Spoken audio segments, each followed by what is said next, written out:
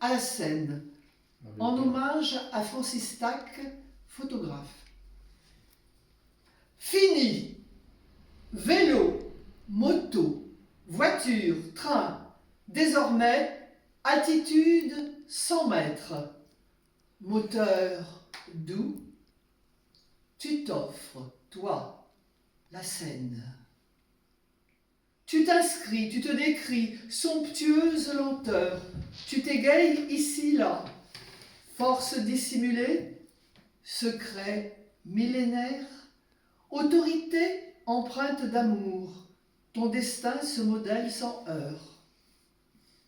Autrefois, nourricière, aujourd'hui, corsetée de haltes voyageuses entre terres vives et ciel, de ta bonté le visiteur a toutes les grâces. Ta beauté de tes courbes absorbe, avale notre regard. Jamais lassé de tes lignes, corps de femme alangui, ample sinuosité, bras protecteurs, et tu vas, selon toi.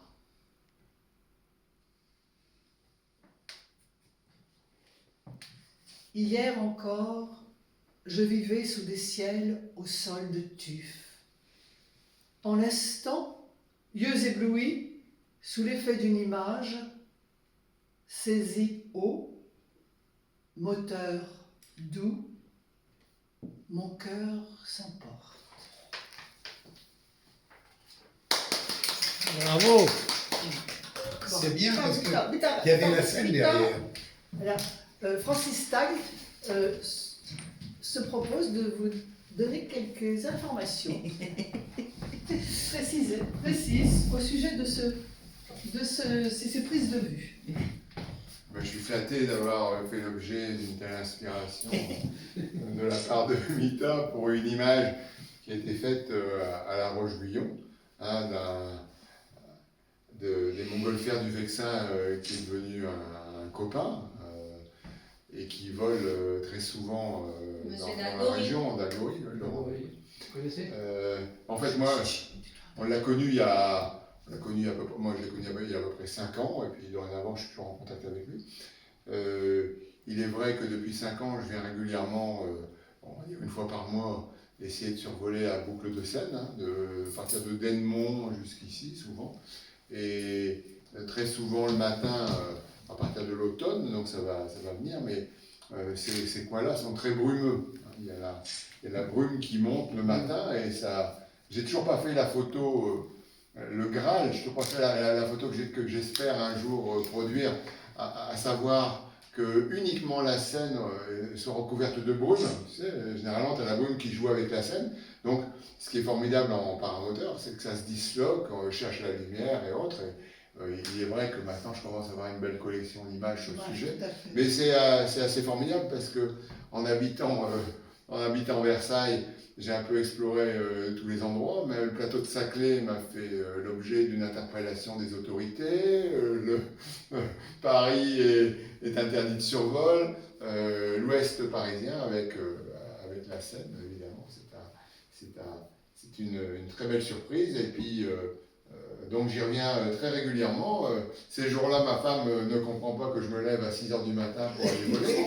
Et mon ami... Il n'a jamais fait ça pour le travail. Et mon ami Gérard, à qui je dis demain matin à 7h ou à 8h, je suis sur le terrain, bon, a du mal à se lever alors qu'il habite tout à côté. Donc c'est une double motivation d'y venir pour faire la plus belle image possible. Et ça n'a jamais de fin. Je vais vous dire une chose. Moi, je suis un vieux photographe d'art. Et je devais faire un livre sur Venise. Je suis resté 3 mois à Venise, magnifique. Donc, je voulais faire la place Saint-Marc sans personne. Ça, c'est très facile. Et c'est pas facile. Donc, je me suis levé très tôt le matin et je suis arrivé sur cette place Saint-Marc à l'aube. Il n'y avait presque personne et j'ai fait ma photo et c'était la photo. Évidemment, il faut en vouloir. La photographie, c'est une La quête. photographie, écoutez, moi, je travaillais à l'époque avec des plans films. C'était des plans films qui faisaient 13-18, 13 cm sur 18 cm. C'était ces grandes plaques comme ça, avec le soufflet. Et la chambre. La chambre, exactement. Et donc j'ai fait ça entre 1965 jusqu'à 1978. Pendant ce temps-là, j'ai fait beaucoup de livres d'art pour les éditions Skira. Ouais, c'est tout, oui. Ouais. C'est le plus grand. C'est le plus grand. À l'époque, c'était le plus grand livre. Et les d'éditeur rencontres, d'art. enfin j'en ai fait plein. Oui, c'est Donc je travaillais dans tous les musées du monde. Vera était avec moi d'ailleurs, elle venait avec moi, on allait. On a été au Vatican, on a fait la Sixtine, on a fait tout un tas de trucs. Et donc, pour faire ces photos, moi j'avais jamais d'appareil photo avec moi. C'est ça. Il fallait programmer. J'étais une photographe sans appareil photographique. Parce que c'était lourd. Mais partout où j'allais, je regardais l'heure, la prise de vue, l'angle et tout ça. Je préparais tout ça dans ma tête. Et après, je faisais le livre et voilà, c'était comme ça. C'était pas comme maintenant. Maintenant, c'est merveilleux. Là, j'ai acheté un petit Leica, comme ça. Un petit Leica T, tout automatique. J'ai 3 optiques, j'ai tout ce qu'il faut. On n'a pas besoin de calculer, on fait quoi? Si c'est un peu surexposé, on peut toujours on peut corriger. Si c'est trop blanc, on fait un peu de lumière. Maintenant, la photographie, c'est un truc formidable. Oui, mais c'est pas la peine d'avoir. Mais c'est pas la même chose que quand on travaille sur plan film, enfin sur plaque. Oui, tout à fait. Là, on doit construire sa photo. Construire, c'est ça. Certes, mais c'est la photographie d'art. C'est vrai, mais c'était l'âge d'or de la photographie aussi. Parce qu'à partir des années 60 et l'émergence des émulsions, couleurs et autres, voilà. Je ne parle pas du, pas du noir et blanc. J'ai fait mes études. C'était l'âge d'or de la photographie jusqu'à dans les années 80. Hein. J'ai fait mes études à l'école Louis Lumière. Oui, c'est ça. Ah, ouais, d'accord. Ouais. Qui était une école de photographie et de cinématographie. Et où c'était? Rue de Vaugirard à Paris. À Paris, oui. L'école de Vaugirard. Et alors, comment je suis entré dans cette école? C'est très drôle. Parce que comme j'étais un cancre au lycée, ma mère, elle était désespérée. Qu'est-ce que je vais faire avec mon fils?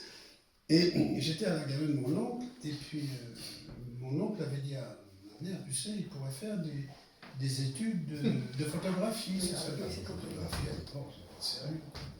Et au même moment, on discutait, et il y avait le metteur en scène Pierre Prévert, qui était le frère de Jacques Prévert. Et qui était un cinéaste. Alors, elle en parle à Pierre Prévert, elle dit, mais madame, c'est une excellente école, mais c'est très bien, allez-y. Et c'est grâce à lui que je fais de la photo. Mais ça apprend à voir, la photographie, c'est formidable. C'est quand même, c'est un émerveillement permanent. Enfin, ce que je n'ai pas rajouté, parce que mes amis le savent, mais j'ai fait 3 ouvrages sur les déserts. Donc ça nous éloigne un tout petit peu du désert par ses couleurs, notamment. Par ses couleurs, oui, notamment. Le désert, c'est difficile. C'est pas l'eau, ça. Je suis plus le photographe des paysages. Le désert, c'est très difficile, c'est du paysage. Et la photo de paysage est très dure. Très, très difficile, très, je suis d'accord. Mais bon. Il faut trouver le bon angle, la bonne... Oui, c'est très dur le paysage. Mais j'y ai passé... J'ai passé 25 ans de ma vie à sillonner les déserts. Avec mon épouse en guise de chameau, j'allais dire. C'est pour blaguer. C'est un petit peu d'humour là, non? Oui, mais évidemment. Enfin, entre hommes, on se comprend. Mais j'étais son porte-bonheur, je vois ça. Mais vraiment, il a fait des livres sur le désert. Il y en a un qui s'appelle Rouge désert. Depuis, j'ai beaucoup d'admiration depuis la parution de ce livre. Parce que franchement, franchement, c'est une très belle... Bon, il y a une part de l'éditeur, je te l'accorde, mais à chaque fois, il me parle de l'éditeur quand je lui parle de ce livre. Moi, je trouve que ce livre a été une excellente collaboration. Grâce à tes photographies, l'éditeur a pu aussi donner le meilleur peut-être de lui-même. Avec ce gros caillou rouge, certes, mais pour moi, c'est le projet le moins abouti, parce que j'ai fait un livre qui s'appelle Dune, Dune qui est le tour du monde.